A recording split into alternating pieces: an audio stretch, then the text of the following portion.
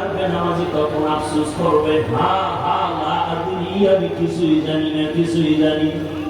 ফেরেশতা বলবে, ধর্মের পরিচয় দাও, ও তো দুনিয়াতে ইসলাম নিয়ে কোনো চিন্তাও করে নাই। বলবে, হা হা লা আদরি, আফসোস, আমি কিছুই জানি না। আবার যখন বলবে, রহমতের নবী চিনি, জীবনে তো রহমতের নবীর সুন্নতের আমল করে নাই, মেসওয়াকের আমল নাই, দস্তরখানের আমল নাই, নিজেও দাড়ি রাখে না, অন্যের রাখে পছন্দ করে না, নিজেও হালাল খায় না, অন্য খায় পছন্দ করে না। রহমতের নবীকে দেখে চিনবে না, বলে চিনি না আমি, হা হা লা আদরি। আর সাথে সাথে রব্বে কারীমের তরফ থেকে গায়বী আওয়াজ আসবে, আল্লাহ তাআলা বলবে, ও ফেরেশতা, এই নাফরমানের আর কোনো সুযোগ দিও না, একে ধর, এর সুযোগ দিয়ে কোনো লাভ নাই, একে ধর। আমার দেওয়া পানি, আমার দেওয়া বাতাস, আমার দেওয়া সূর্যের আলো, চাঁদের আলো, আমার দেওয়া জমিনের ফল খাই, ফসল খাই, গাছের ফল খাইয়া, নদীর মাছ খাইয়াও বান্দা আযান শুনে মসজিদে যায় নাই, আলেম ওলামারা নামাজের দাওয়াত দিত, নামাজ পড়ে নাই, বরং বাহাদুরি করত, নামাজ পড়ে কোনো লাভ নাই, রোজা রাখিয়া কোনো লাভ নাই।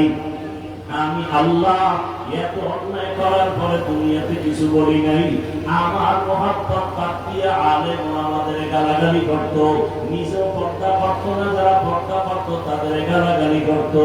আল্লাহ বলবে, ফেরেশতা, একে আর কোনো ছাড় দিয়া লাভ নাই, এর কবরটাকে দুই দিক থেকে এত জোরে চাপ দাও, এর কবরটা জাহান্নামের সাথে রাস্তা বানায় দাও। আল্লাহর ওয়াদার কবরটা জাহান্নামের আগুনে ভরে যাবে। আল্লাহ বলবে, কবরের মাটি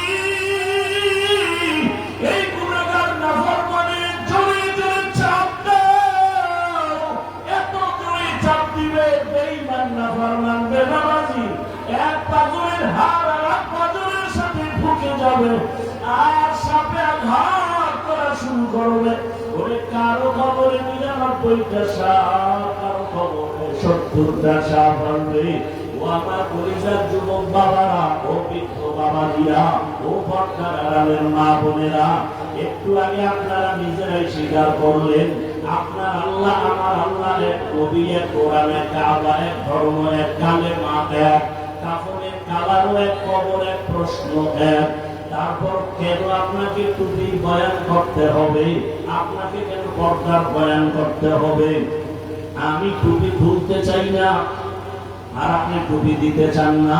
আমি দাড়ি কাটতে চাই না, আপনি রাখতে চান না। আমি মসজিদে না ঢুকলে কষ্ট পাই, আর আপনার ঢুকতে গেলে কষ্ট লাগে। বুঝি না আমি ভুলে আছি নাকি আপনারা ভুলে আছেন। এরপরে তো পাও ধরে দিলা ওলামায়ে কেরাম আপনাদের বুঝায়, এত বিরোধিতা করেন, তারপর কোনো ওলামায়ে কেরাম গালি দেন না। আরে সরকারি চাকরি করে, বেসরকারি চাকরি করে যারা, দৈনিক ৮ ঘন্টা ডিউটি, মাসে ২০,০০০ টাকা বেতন পায়, নিম্নে আরো কত বেশি পায়, আবার বিভিন্ন ভাবে আরো ইনকাম আছে। কিন্তু একবারও কি ভাবছেন বিবেক দিয়া, একজন আলেম মসজিদে ইমামতি করতে গিয়া ২৪টা ঘন্টায় ডিউটি করে, বেতন ১০,০০০, গ্রাম এলাকায় ৫,০০০-এর বেশি দেওয়া হয় না, তাও মাসে মাসে ক্লিয়ার না। একজন ইমাম ২৪ ঘন্টা ১২ মাস ডিউটি করিয়াও বেতন ঠিক মতো না পাইয়া কোনো দিন ইমাম কোনো কমিটির বিরুদ্ধেও বলে না, বদদোয়াও করে না, বরং মোনাজাতে চোখের পানি ছেড়ে দোয়া করে, হে মালিক,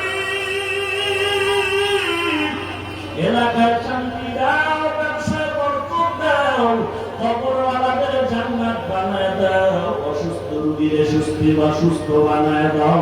ওলামায়ে কেরাম এত কষ্ট করিয়া নিঃস্বার্থভাবে আপনাদের পেছনে দৌড়ায়। আল্লাহর বান্দা, এরপরও যদি আলেমের কথা না শুনিয়া বিরোধিতা করিয়া কবরের বিছানায় পড়িয়া যান,